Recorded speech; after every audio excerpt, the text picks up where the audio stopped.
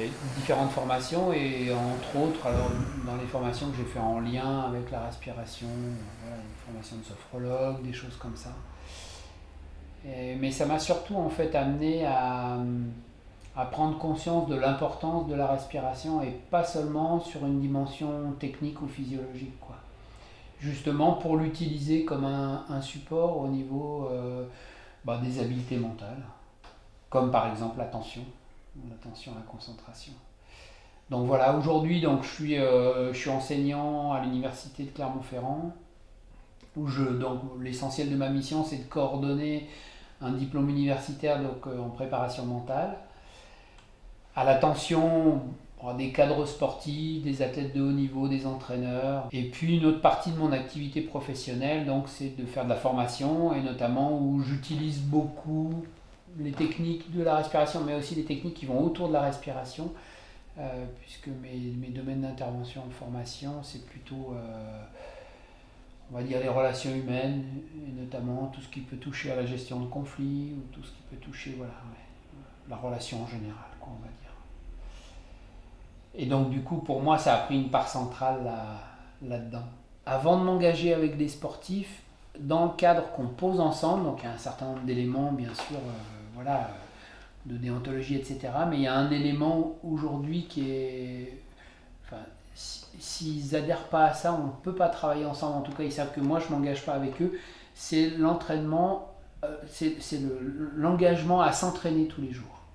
Donc de la même manière qu'ils sont capables de répéter un geste technique, de répéter quelque chose physiquement, il faut aussi qu'ils arrivent à répéter quelque chose dans cette question de la respiration. Donc ça veut dire que dans notre engagement mutuel avec les athlètes, là maintenant, tu t'engages tous les jours à aller travailler un truc au niveau de la respiration. D'accord, donc Voilà. vraiment par rapport au niveau de la respi, Ah ouais. dans ta prépa. Ouais. Donc c'est vraiment la clé de voûte de ton travail, quoi. Moi je dirais que c'est la clé de voûte de leur travail à eux. On sait qu'on peut utiliser, on sait comment fonctionne la respiration. Globalement, on n'en sait pas tout, hein, mais on en sait pas mal de choses. On sait aussi son importance comme régulateur physiologique du corps humain.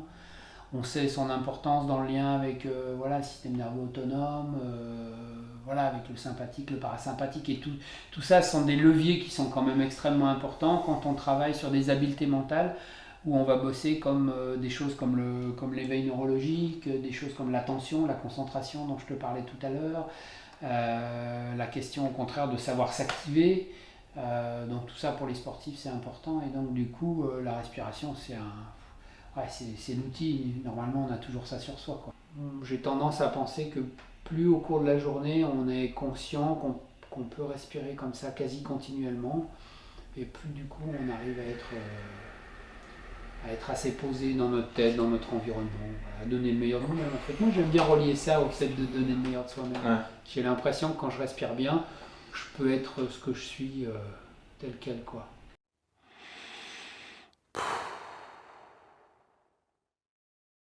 Pourquoi je propose ce travail-là, c'est parce que aussi c'est quelque chose d'extrêmement accessible à n'importe qui.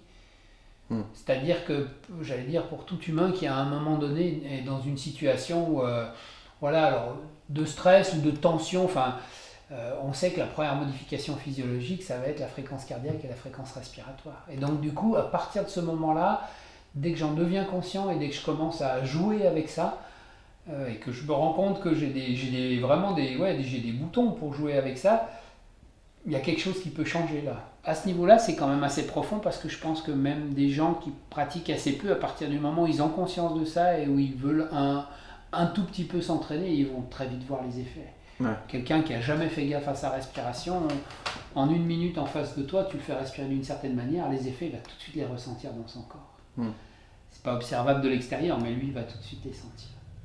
Donc ça, je pense que c'est une première profondeur quand même qui me semble importante. La deuxième profondeur, c'est que j'ai du coup expérimenté, dès que j'ai commencé à m'intéresser à ça, j'ai expérimenté des respirations un peu moins classiques, quoique connues, comme la respiration en rebirth par exemple, ou la respiration qui se fait dans une technique de méditation chez les soufis qui s'appelle le zikr.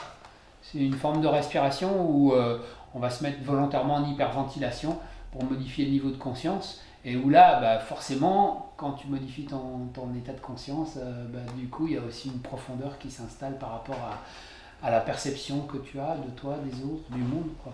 Ouais. Et puis moi, il me semble qu'il y a peut-être un troisième encore niveau de profondeur qui peut-être qui est que plus j'avance avec cette question et plus j'en découvre sur la respiration, et j'en découvre presque tous les jours, en tout cas pas loin, et plus je me dis que c'est vraiment le point central de comment est l'humain, comment est la personne, comment est l'être, quoi. Comment chacun de nous est à la vie, à lui-même, tu vois, dans son rapport aux autres. Et la respiration, elle est centrale là-dedans. Je crois que quand j'ai commencé à découvrir que c'était un levier très puissant, j'ai commencé à m'y intéresser parce que je suis plutôt quelqu'un de curieux, intellectuellement. Et donc, du coup, j'ai commencé à pratiquer, à expérimenter, à faire pratiquer aussi, puisque ça fait aussi partie de mon boulot de transmettre. Et je me suis rendu compte que ça allait encore beaucoup plus loin que ce que je pouvais imaginer, quoi. Ouais. Beaucoup plus loin que ce qu'on en dit. Globalement, si je regarde aujourd'hui, je me rends compte que dans toutes les traditions religieuses et non religieuses, en tout cas toutes les traditions qui amènent quelque chose en lien avec l'humain, la respiration, sous une forme ou sous une autre, elle est constamment présente, constamment. Et c'est sûrement pas un hasard, tu vois, si dans l'enseignement bouddhiste, alors pas au sens religieux, mais au sens vraiment philosophique du terme, voilà, dans les tout premiers sutras, ils sont liés à la respiration, quoi. Ils sont liés à rien d'autre qu'à la respiration et à des choses très simples. J'inspire, je suis conscient que j'inspire.